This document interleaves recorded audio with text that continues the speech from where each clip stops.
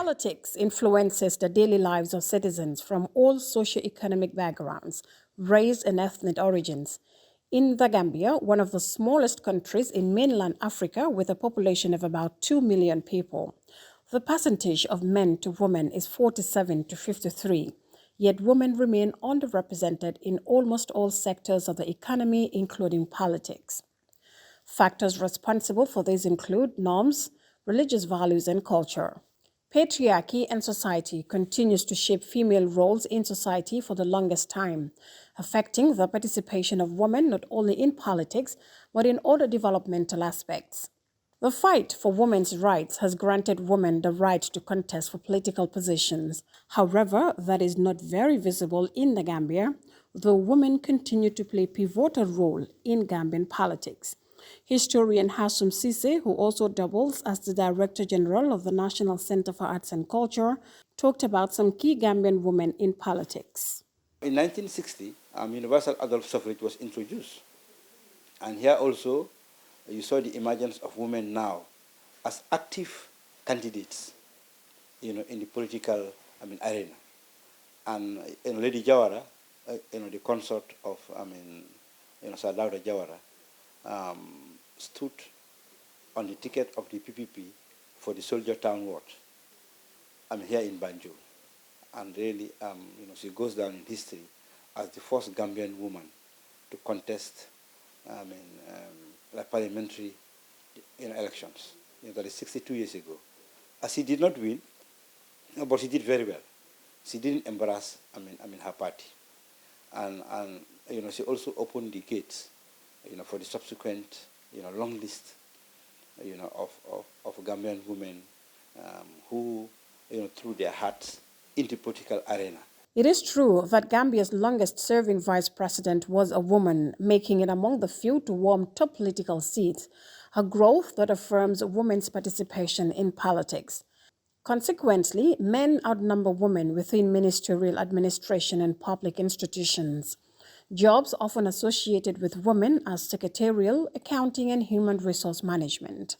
The Gambia, as a democratic and evolving society, people should aim for women's full participation in politics and be encouraged to hold political positions.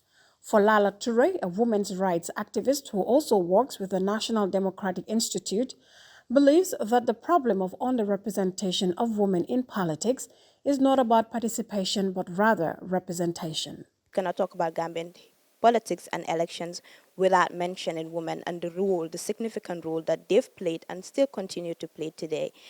So it's not a question of where were these women all these years. It's a question of building on the participation of these women, because like I always keep saying, the problem has not been participation. Women have been in the forefront.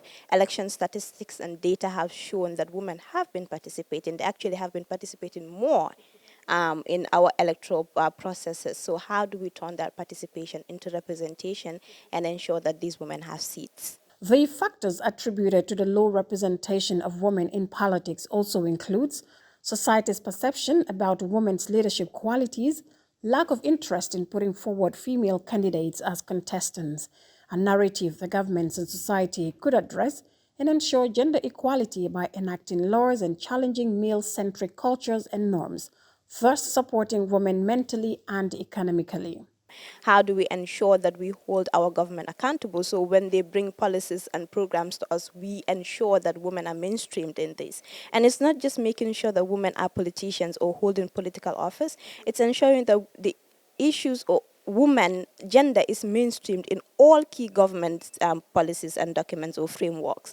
So how do we go beyond having these conversations? With 32 candidates vying for the upcoming mayoral and chairperson elections slated for the 20th of May this year, only 2 female candidates are contesting from the 32 contenders, a case that leaves many wondering what happened to the 53%.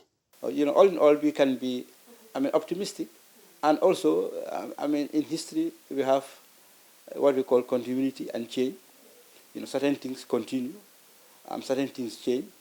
And I think one of the things that will continue to change for the better is the participation of women in politics. History puts men in leading positions for most of the traditional systems.